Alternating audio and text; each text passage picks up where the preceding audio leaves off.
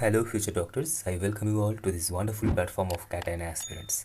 Okay, so hello everyone. তোমাদের মধ্যে যারা যারা এই বছর ওয়েস্ট বেঙ্গলের কোনো একটা মেডিকেল কলেজ অথবা কোনো একটা ডেন্টাল কলেজে অ্যাডমিশন নিয়েছো, তোমাদের সকলের কিন্তু West Bengal University of Health সায়েন্সেসের আন্ডারে একটা ইউনিভার্সিটি রেজিস্ট্রেশন করতে হয়। এটা জেনারেলি যারা বিএমএস এর স্টুডেন্ট আছে অ্যান্ড যারা বিএইচএমএস এর স্টুডেন্ট আছে তাদেরও করতে হয়।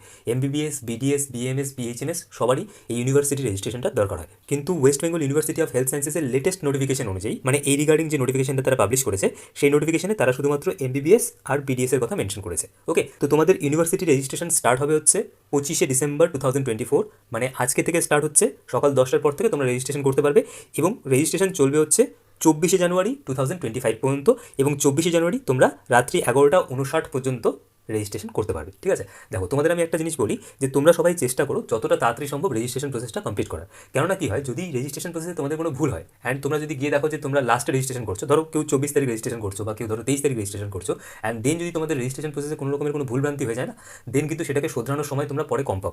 যদিও এক্ষেত্রে তোমাদের একটা জিনিস আমি বলে রাখি যে তোমাদের রেজিস্ট্রেশন প্রসেস পরে আবার প্রসেসিং করা যায়, যে যদি তোমরা কোনো কারণে রেজিস্ট্রেশন করতে ভুলে যাও, দেন তোমরা লেট ফি দিয়ে আবার রেজিস্ট্রেশনটা করতে পারো। তার জন্য যে টাইমটা দিয়েছে উইথ লেট ফি, কিন্তু এটা ঠিক আছে, উইথ লেট ফি তোমরা রেজিস্ট্রেশন করতে পারবে হচ্ছে 24/3/2025 পর্যন্ত, মানে হচ্ছে 24শে মার্চ 2025 পর্যন্ত তোমরা লেট ফি পেমেন্ট করে রেজিস্ট্রেশন করতে পারবে। উইথাউট লেট ফি রেজিস্ট্রেশন করার যে টাইমটা আছে সেটা হচ্ছে 24শে জানুয়ারি 2025।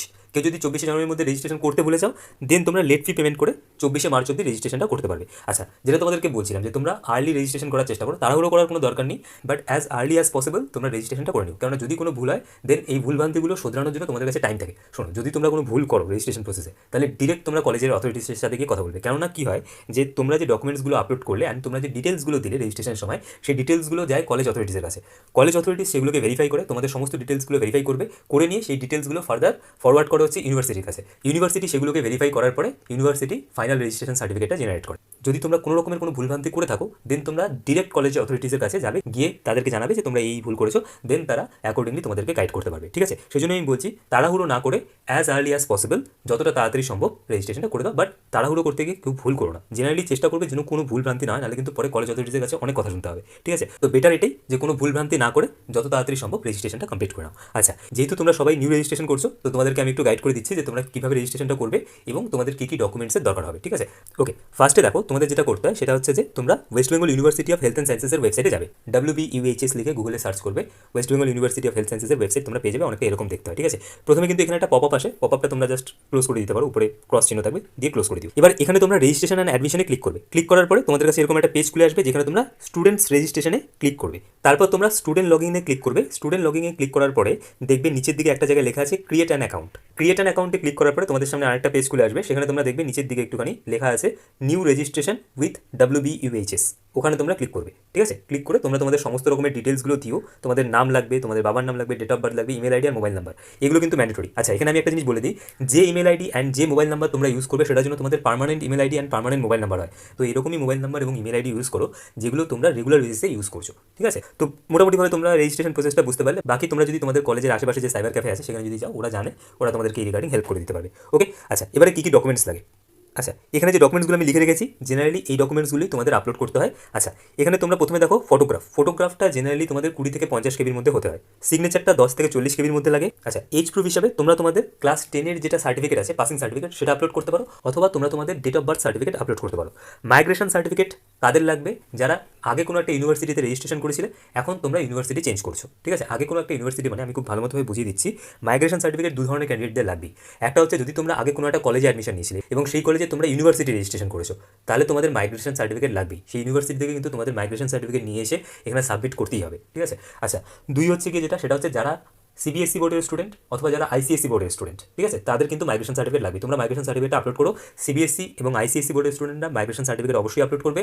আচ্ছা, তার পাশাপাশি আরেকটা জিনিস বলে রাখি, মানে যদি তোমরা তোমাদের হায়ার সেকেন্ডারিটা অন্য কোনো একটা স্টেট থেকে পাস আউট করে এসছো, তাহলে কিন্তু তোমাদের মাইগ্রেশন সার্টিফিকেট লাগবে। ক্লাস 10+2 মানে ক্লাস 12 যদি তোমরা অন্য কোনো স্টেটে পড়াশোনা করে এসছো, মানে যদি তোমরা অন্য কোনো একটা স্টেটের স্কুল থেকে তোমাদের ক্লাস 12 কমপ্লিট করেছো, তাহলে কিন্তু তোমাদের মাইগ্রেশন সার্টিফিকেট আপলোড করতেই হবে। ঠিক আছে, বোঝাতে পারলাম তাহলে মাইগ্রেশন সার্টিফিকেট কাদের লাগবে। আচ্ছা, এরপর গ্যাপ সার্টিফিকেট, যাদের গ্যাপ আছে তারা গ্যাপ সার্টিফিকেট আপলোড করবে। গ্যাপ সার্টিফিকেট কীভাবে বানাবে তার একটা ডিটেইলড ভিডিও আমি আমার চ্যানেলে আপলোড করে রেখেছি। ডেসক্রিপশন এবং পিন কমেন্টে আমি ভিডিও লিঙ্কটা দিয়ে রাখবো, সেখান থেকে তোমরা দেখে নিও। আচ্ছা, গ্যাপ সার্টিফিকেটটা তোমরা কিন্তু অবশ্যই 100 টাকার নন জুডিশিয়াল স্ট্যাম্প পেপারে বানাবে এবং পরে সেটাকে নোটারাইজ করে নেবে।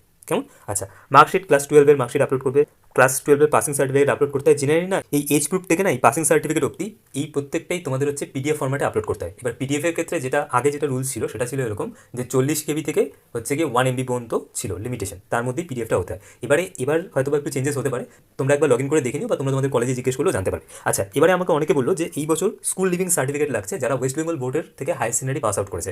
যারা ওয়েস্ট বেঙ্গল বোর্ড থেকে ক্লাস 12 পাস আউট করেছে তাদের ক্ষেত্রে নাকি স্কুল লিভিং সার্টিফিকেটটা এই বছর লাগছে। আগে দরকার ছিল না, এই বছর থেকে দরকার। তো যদি লাগে সেটা তোমাদের কিন্তু সাবমিট করতে হবে, তাহলে তোমরা অ্যাকর্ডিংলি তোমাদের স্কুলে গিয়ে স্কুল লিভিং সার্টিফিকেটটা নিও। আমি একটা জিনিস তোমাদেরকে বলতে ভুলে গেলাম, তোমরা একটা জিনিস করবে, সেটা হচ্ছে যে যখন তোমরা আপলোড করলে সমস্ত ডকুমেন্টস, যখন তোমরা পুরো রেজিস্ট্রেশন প্রসেস তোমাদের তরফ থেকে কমপ্লিট করে নিলে, এরপর কলেজের রেসপন্সিবিলিটি, ওরা পুরো ডেটা ভেরিফাই করে ওরা ফার্দার ডেটাগুলোকে ইউনিভার্সিটির কাছে ফরওয়ার্ড করবে। আচ্ছা, এখানে তোমরা একটা কাজ করো, যদিও সেটা না করলেও হয়, বাট আমি তোমাদেরকে সাজেস্ট করবো তোমরা করো, তাতে করে সুবিধা হবে।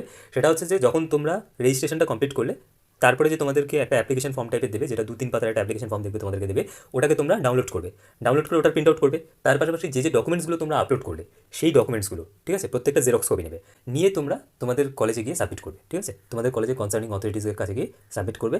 তাতে করে কি হয়, তাতে করে একটু সুবিধা হয়, বাস এই, আর কিছুই না। যদি তোমরা সাবমিট না করো তাহলেও হয়, বাট বেটার কি তোমরা সাবমিট করে দিও। যদি তোমাদের কলেজ থেকে ইনস্ট্রাকশন দেয় সাবমিট করার জন্য, তাহলে তো অবশ্যই সাবমিট করবে। যদি ইনস্ট্রাকশন নাও দেয় তাও গিয়ে সাবমিট করে দিও। ওকে, সো আই হোপ আজকের এই ভিডিওতে আমি তোমাদেরকে কমপ্লিটলি বোঝাতে পেরেছি যে তোমরা কী করে রেজিস্ট্রেশন করবে, তোমাদের কী কী ডকুমেন্টসের প্রয়োজন আছে এবং তোমাদের রেজিস্ট্রেশনের লাস্ট ডেট কবে আছে। ওকে, তো যদি তোমাদের পুরো ডিসকাশনটা ভালো লাগে প্লিজ ভিডিওটিকে লাইক করো, চ্যানেলটিকে সাবস্ক্রাইব করো এবং এই ভিডিওটি তোমাদের বন্ধুদের সাথে অবশ্যই শেয়ার করো। কেমন?